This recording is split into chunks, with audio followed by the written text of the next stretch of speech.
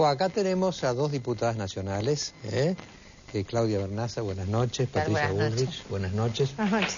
Y yo voy a empezar con dos acusaciones, que yo no las hago, pero que las oigo.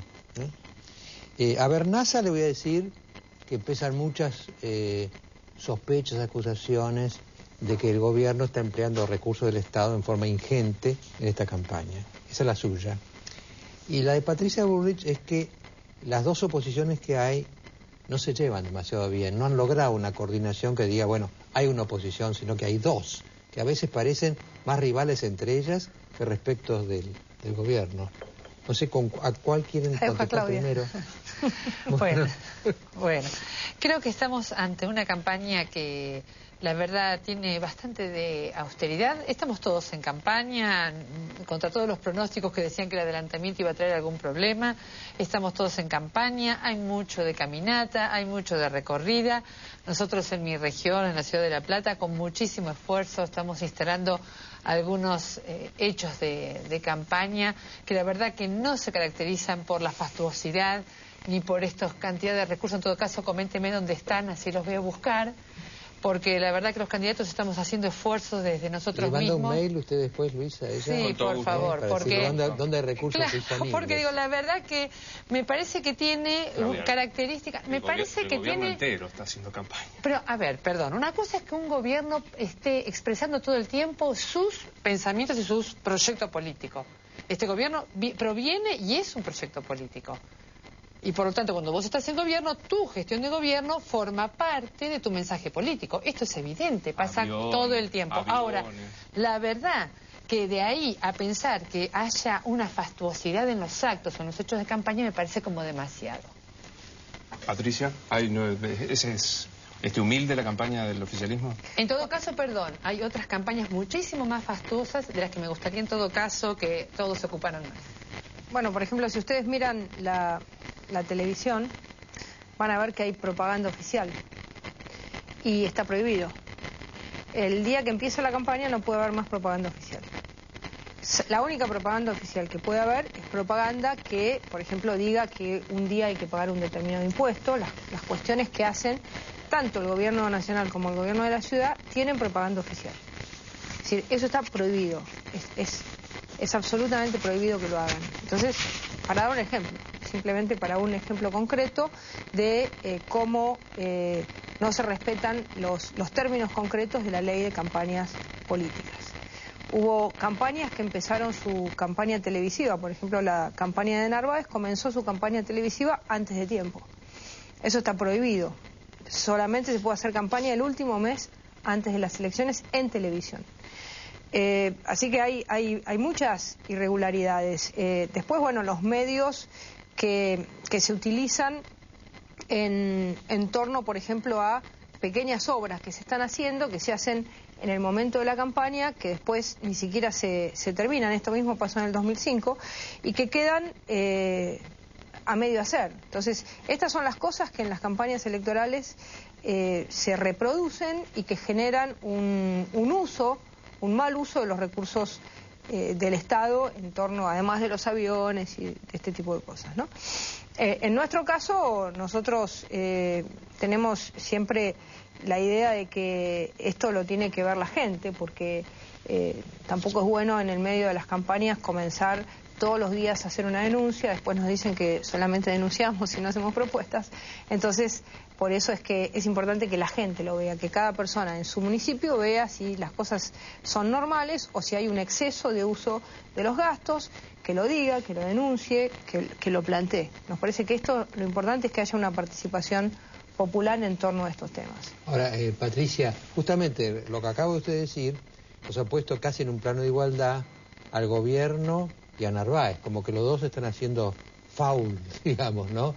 Entonces yo se me pregunto, ¿cuál es el principal rival que hay que derrotar para ustedes?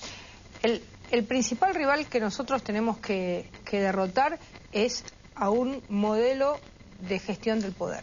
Fíjese que recién estuvo acá Daniel Scioli y dijo que su ministro de gobierno era Eduardo Camaño. Eduardo Camaño en la elección anterior fue como primer candidato a diputado con Roberto Lavagna. y hoy es parte del gobierno. Felipe Solá renunció como diputado hace 15 días y asumió como diputado un diputado kirchnerista. Nosotros estamos planteando un proceso de construcción de un equilibrio parlamentario. Necesitamos que la Argentina tenga en el Parlamento fuerzas iguales que tengan la obligación de debatir, porque hasta ahora las fuerzas no han sido iguales. Ha habido un oficialismo mayoritario que, al tener una mayoría absoluta, ha impuesto menos. En la 125 ha impuesto la voluntad sin escuchar la voz de la oposición. Cuando nosotros queremos construir esta mayoría, si tenemos un grupo opositor que es opositor, pero que luego sus diputados trabajan para el oficialismo, como pasó con Lavagna, o como pasó con Camaño, o como pasó con Solá, que renunció él y el que subió es kirchnerista. Si nosotros tenemos que cuidar voto a voto, si en la 125 llegamos a 122 votos, si ahora vamos a tener una gran cantidad de diputados nuevos de la oposición que van a asumir, si esos diputados no están firmes en una posición con la idea de que tienen que equilibrar el poder, y pasa lo mismo que pasó con Lavagna o con Solá, lo que uno hace es ganar por acá para perder por otro lado. Entonces, ¿qué decimos nosotros? El acuerdo cívico y social es un espacio político que está claramente puesto en ese lugar, en el lugar de construir un equilibrio parlamentario necesario. Dentro de las fuerzas del peronismo disidente hay una cantidad de sectores que, como ya pasó con Lavagna, pasó con Camaño, pasó con Díaz Bancalaris, que entró con Chiche Duhalde en la última elección, puede haber o pasó con Solá, dejando su banca a un kirchnerista, porque ¿para qué renuncia Solá? Deja un lugar libre. ¿Sabes lo que cuesta tener un diputado más? Lo que nosotros decimos es, la fuerza va a garantizar más diputados, o porque en la democracia se necesita oficialismo o oposición, es el acuerdo cívico. En el peronismo disidente hay franjas de relación y de contacto en la construcción de la sucesión dentro del mismo peronismo que hace que no sean firmemente opositores. Algunos sí, el que de Narváez ha sido opositor, pero no todos. ¿Algún comentario sobre No, simplemente... La pregunta sería, si ustedes, desde el lado de ustedes, perciben que hay cierta afinidad, pese a todo, entre el peronismo disidente y el peronismo kirchnerista, digamos. Sí, antes un comentario con respecto a lo que dijo Patricia, que me gustaría dejarlo pasar. Me parece que los recomodamientos se dan en todas las fuerzas. Digo, hablar como que solo hay recomodamientos en una fuerza, sino en otros, sino a las pruebas me remito con respecto al ARI, que se separó del primer bloque del ARI y que hoy vota en muchos casos en forma diferente. Así que recomodamientos hay en todas las fuerzas. Y por supuesto que puede pasar que haya momentos y situaciones donde la concepción de fondo proveniente de un partido o de los movimientos del campo nacional y popular puedan reubicarse o reunirse en términos de estar sumando fuerzas o voluntades a favor de un proyecto en común.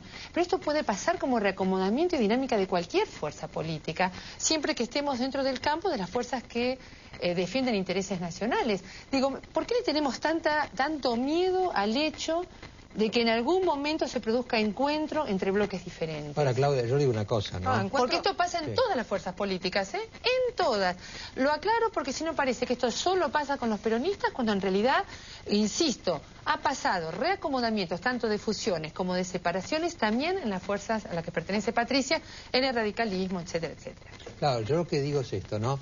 Usted vio que hay un refrán que dice que el ladrón cree que todos son de su condición. Ajá. A usted le pasa al revés. Como usted es una persona muy bien intencionada, cree que todos son bien intencionados. Mire, los reacomodamientos en la política real se dan por intereses, sean cuales fueran estos, digamos. Y se dan. Lo que quiero explicar es que el reacomodamiento forma parte del juego político. No lo tenemos que mirar con asombro. Forma parte de los juegos. Y es evidente que no hay en este momento una vocación o una mayoría que impone. Es una mayoría que se gana por votos, por manos levantadas. Esas mayorías las buscan todos tienen vocación de mayoría. O algún grupo o algún bloque político no la tiene. Pero a mí me parece que son dos cosas distintas, ¿no? Es decir, una cosa es que en nuestra democracia nosotros tengamos oficialismo y oposición.